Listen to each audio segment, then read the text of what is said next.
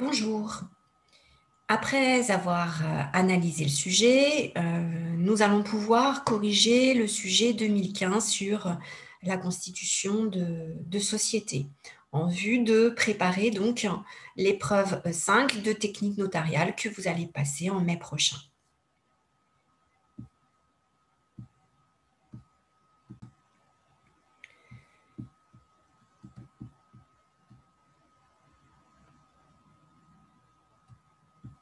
Donc, reprise de la lecture du sujet. Donc, ce dossier 3 traitait des contrats de société. Madame Louise Lepers a pris rendez-vous avec Maître Quentin, notaire salarié en l'étude de Vigénis. Elle vit en concubinage avec Monsieur Olivier Dumont. Elle a eu 3 enfants avec Monsieur Fernand Rache, son mari prédécédé. Elle a une fortune personnelle qu'elle détient tant de sa famille que de son magasin de vêtements Lalou. Monsieur Dumont, quant à lui, veut créer un commerce de restauration rapide et de plats à emporter. Il souhaite que Madame Lepers devienne son associée. Maître Quentin les oriente vers la création d'une SARL. Maître Quentin vous charge de suivre le dossier de création et de rédaction des statuts de cette société.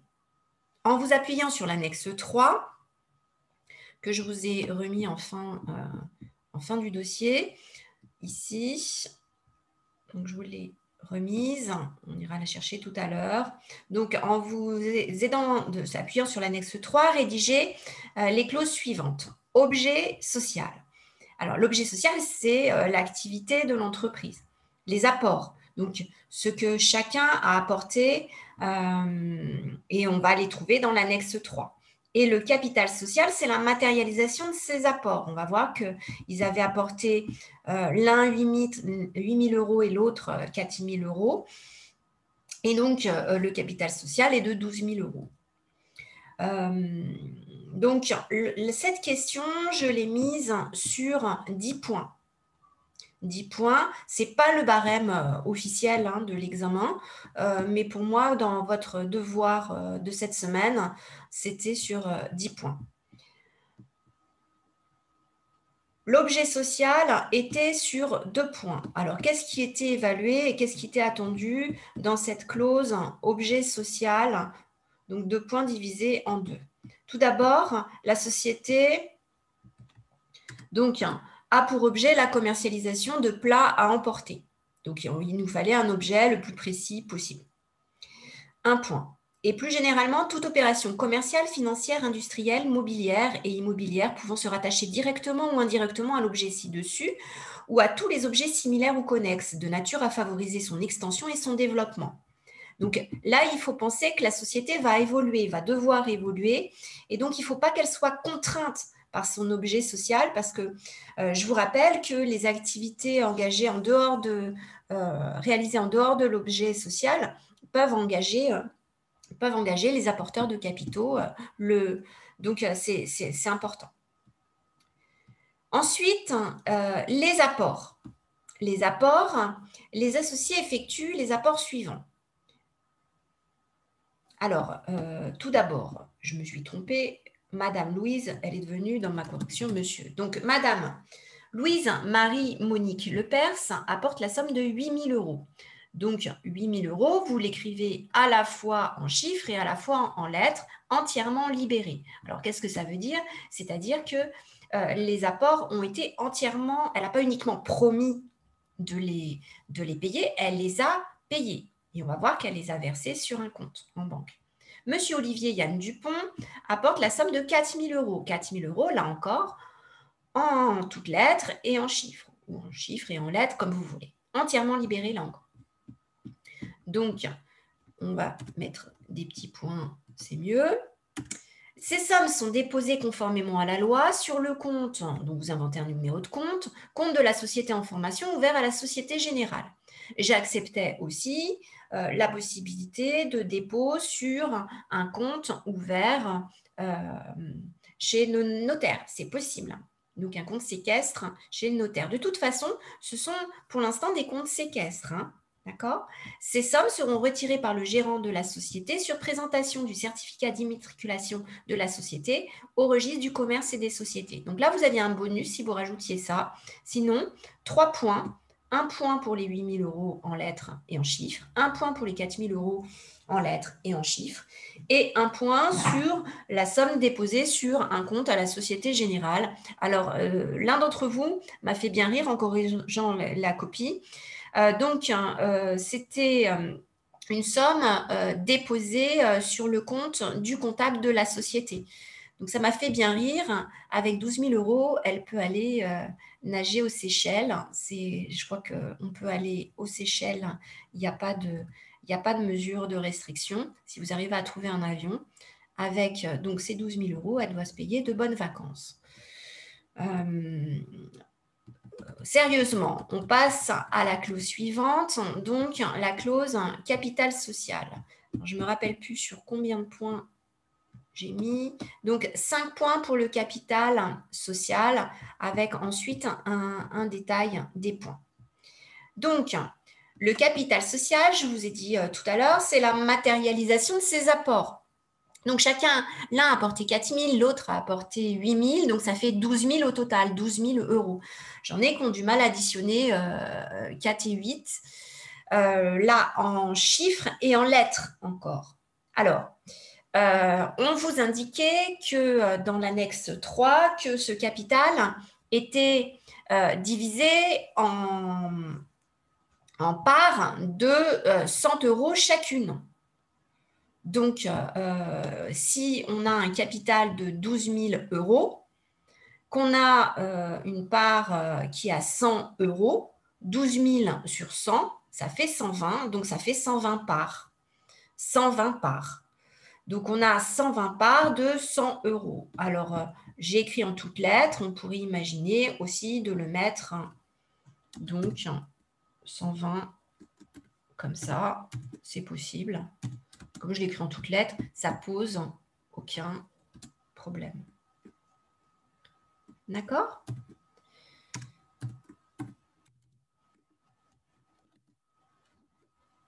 Donc, on termine. Donc là, vous aviez donc un point, un point. Ensuite, on continue. Elles sont souscrites et libérées comme il a été dit ci-dessus, donc entièrement libérées, attribuées à chaque associé en proportion de leur apport de la manière suivante. Donc, il fallait dire qu'elles étaient attribuées en proportion de leur apport. Alors, qu'est-ce que reçoit Madame Louise-Marie Lepers? Donc, elle apporte 8 000 euros. Donc, elle apporte des parts numérotées de 1 à 80. 8 000 euros. Elle apporte donc des parts numérotées de 0,1 à 80. Il suffisait de faire la division, sachant qu'il y a 120 parts à répartir entre les deux. Donc, il y en aura 80 pour Monique. Pour Olivier, on va commencer la numérotation à 81 jusqu'à 120. Il aura le droit à 40 parts. Donc, 80 parts pour Monique, 40 parts pour Olivier Yann. Voilà, des points à chaque fois, un point à chaque fois. Donc, on se retrouvait avec 5 points pour ce capital social.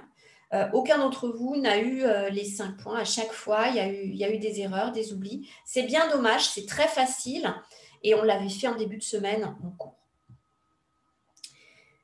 Ensuite, deuxième question. Alors là, plus dure, plus longue, plus complexe. Présenter les différentes formalités à réaliser après la signature des statuts. Donc là, c'était sur 12 points. Après la signature des statuts, la société est créée. Donc, elle existe, mais elle n'a pas d'existence juridique distincte de ses associés. Donc, les formalités postérieures, en l'immatriculant au registre du commerce et des sociétés, vont lui donner la personnalité juridique à cette société. Et les formalités que le notaire doit effectuer sont des formalités fiscales, d'enregistrement des statuts et de publication des apports immobiliers éventuels. On n'en avait pas ici. et des formalités administratives de publication au journal d'annonce légale et d'immatriculation au RCS.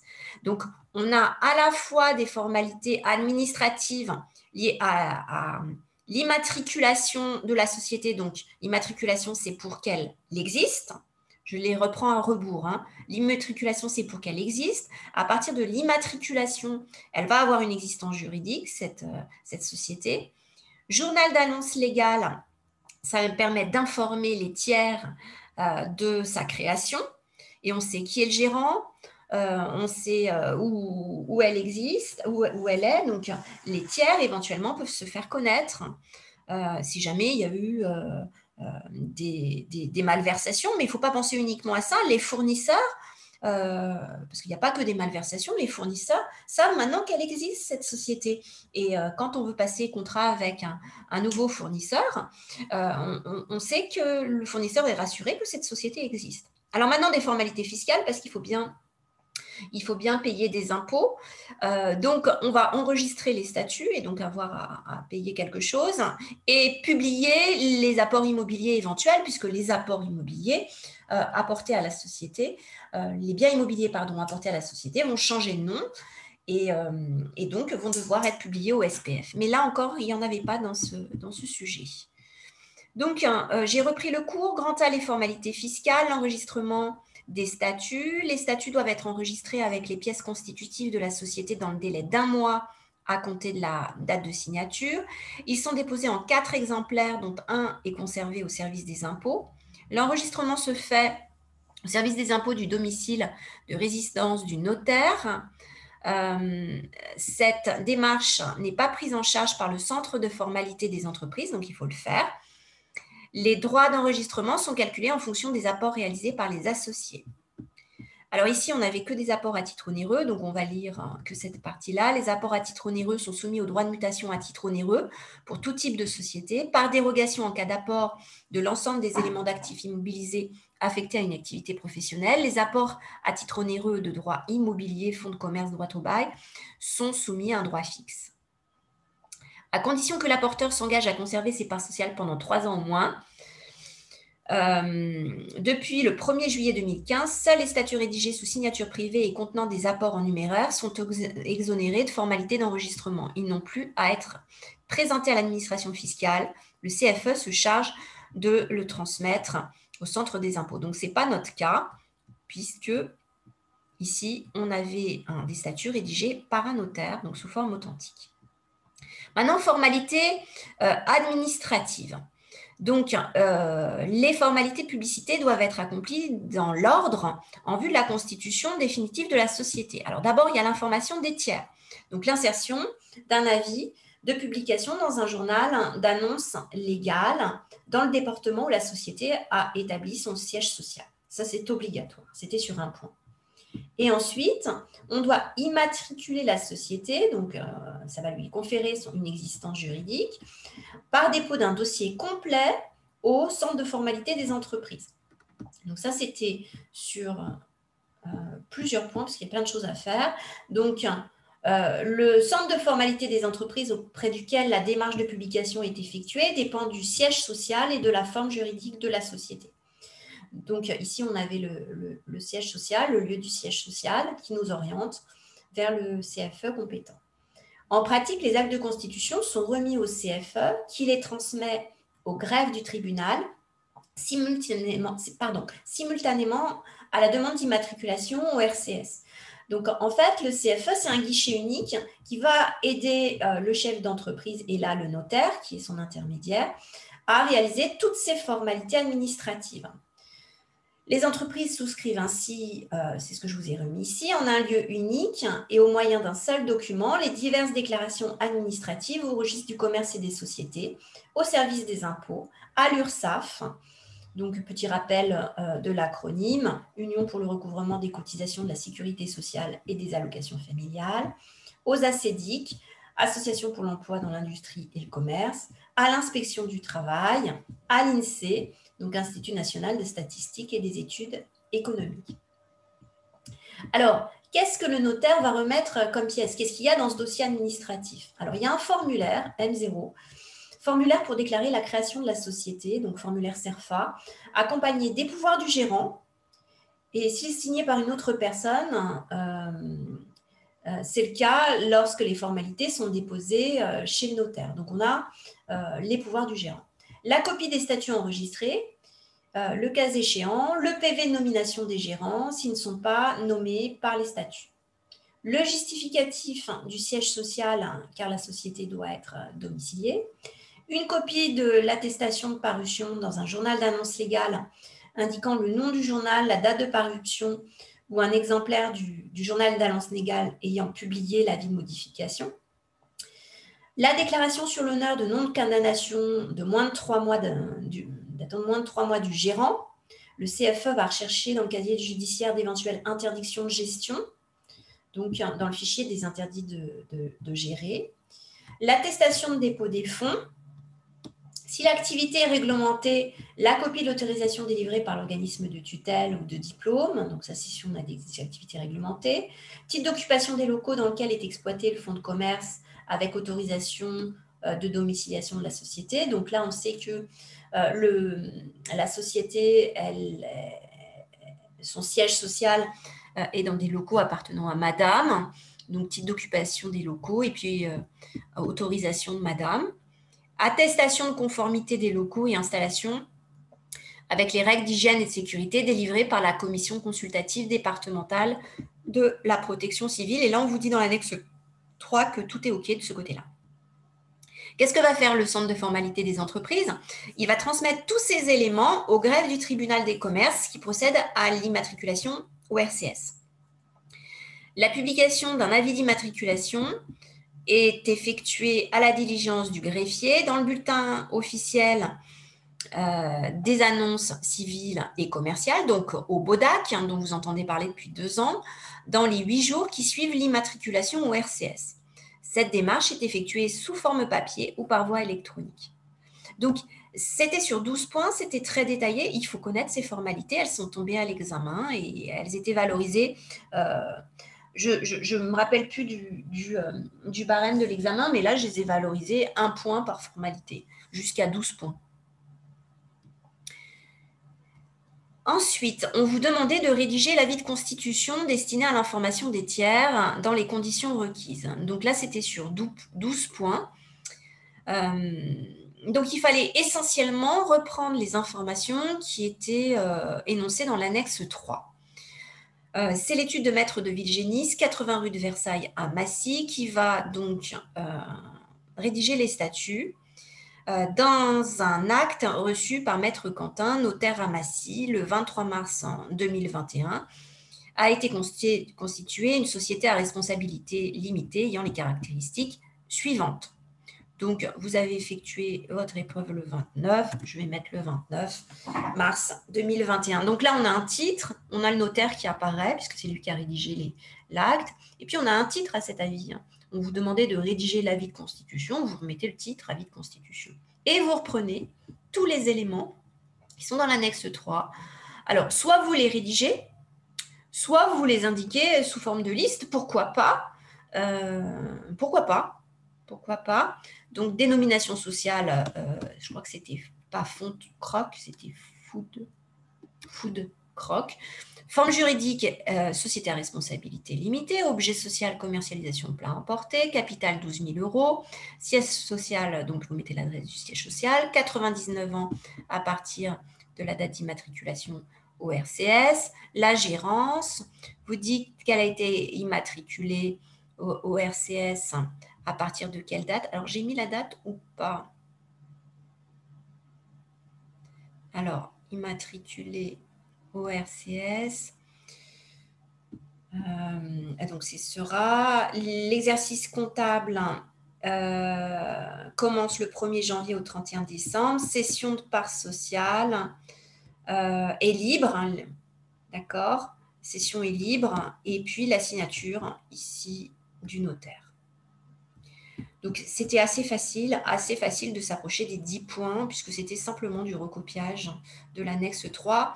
Encore fallait-il savoir ce qu'était un avis de constitution, c'est-à-dire une annonce publiée au journal d'annonce légale.